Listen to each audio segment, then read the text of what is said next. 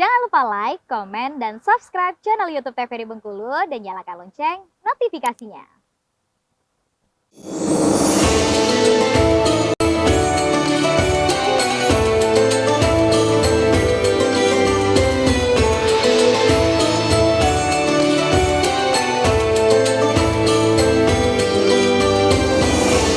Baik, terima kasih pemirsa, masih bersama kami di Betul Kalbu TVRI Bengkulu untuk edisi hari ini tentunya dengan tema kita yaitu mengenai ciri-ciri orang munafik. Bersama dengan narasumber kita ada Ustazah Yusnelma dan juga ibu-ibu dari Majelis Taklim Perumvira Surabaya. Kita kembali ke sesi pertanyaan.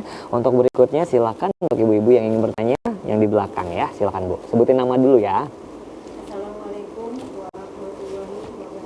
Waalaikumsalam warahmatullahi wabarakatuh. Terima kasih atas kesempatan yang diberikan kepada saya.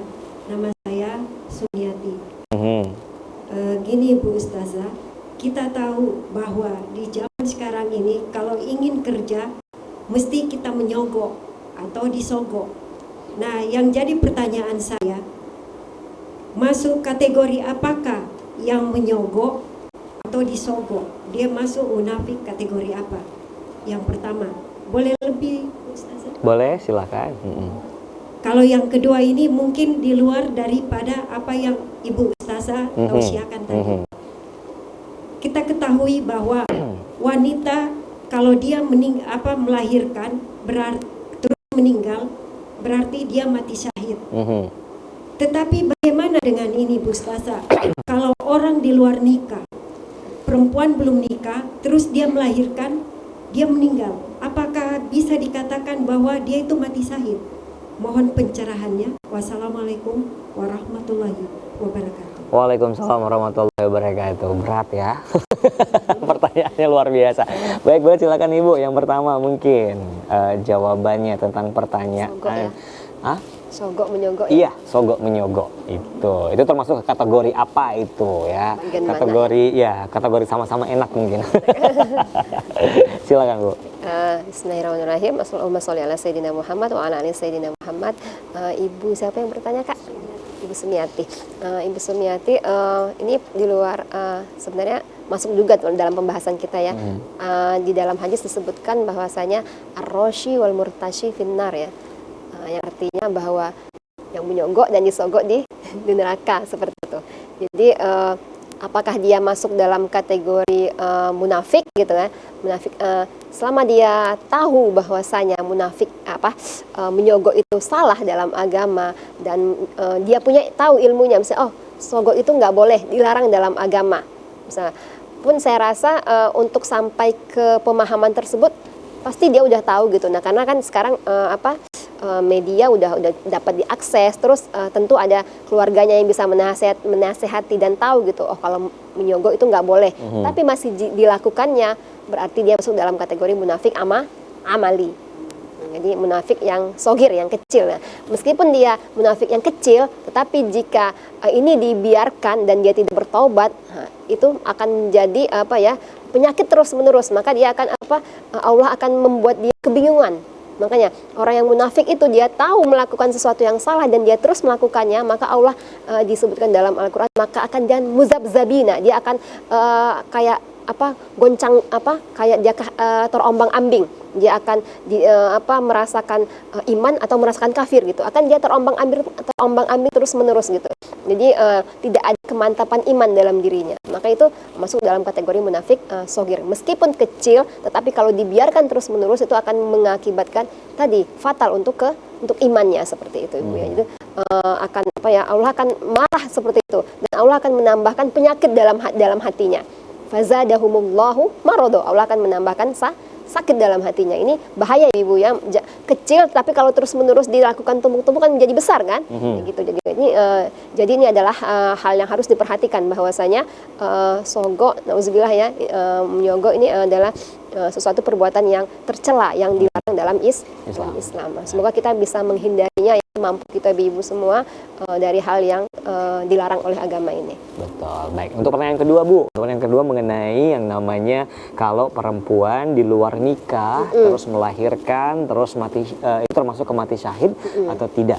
Nah, itu dia. Jadi dia nauzubillah berzinah ya. Iya. Berzinah Ibu ya, misalnya ketika dia berzinah terus dia melahirkan, apakah ketika dia meninggal masuk dalam kategori mati syahid? Ini pertanyaannya luar biasa ya. Sayyidina Muhammad wa ala Sayyidina Muhammad.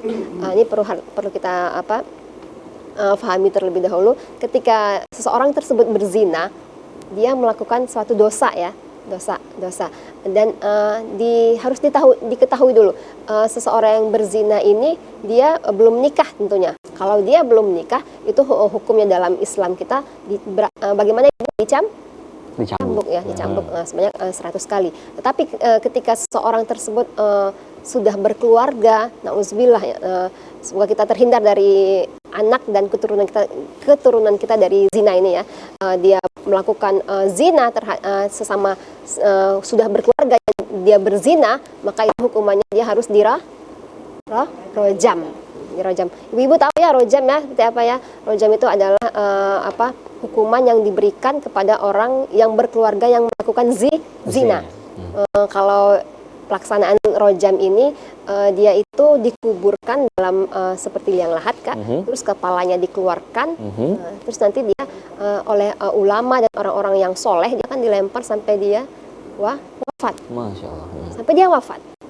Itu hukumannya. Kenapa? Sadis ya Islam kesannya ya? Enggak, Islam enggak sadis. Kenapa? Karena zina ini, ibu-ibu, ini bagian na'udzubillah, ada ulama sampai mengklasifikasikannya masuk dalam kategori dosa besar. Apalagi sudah berkeluarga.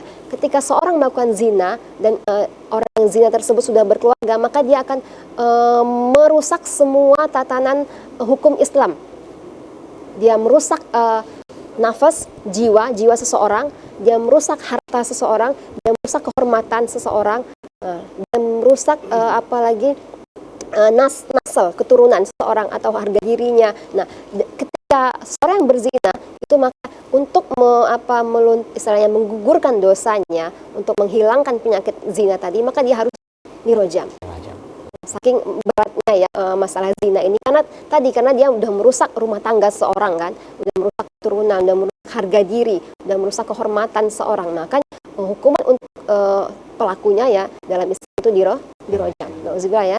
Nah, apakah dia ketika seorang tersebut, perempuan tersebut dia menyadarinya, dia sudah ingin bertobat gitu.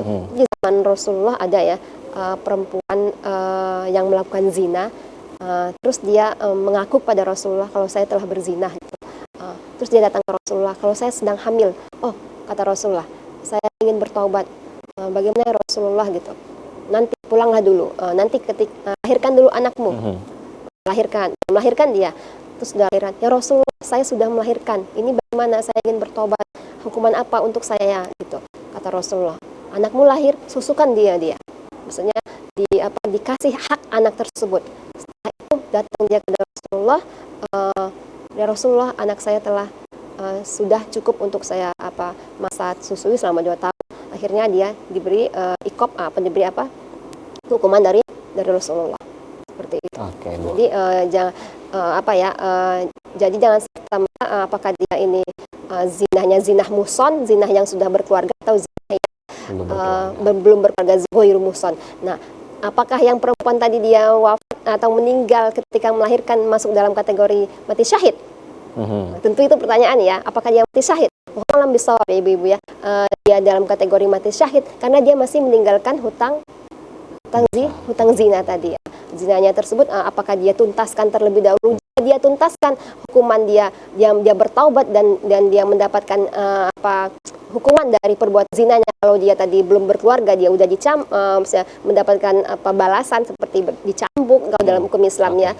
Maka dia sudah gugur dari hukuman dosa zina. Maka ketika dia melahirkan, dia kategori mati syahid. Oke, baik. Demikian tentunya penjelasannya Ibu, semoga dimengerti. Kita akan kembali setelah jeda berikut. Pemirsa tetap bersama kami di Baitul Qalbu TVRI Bengkulu.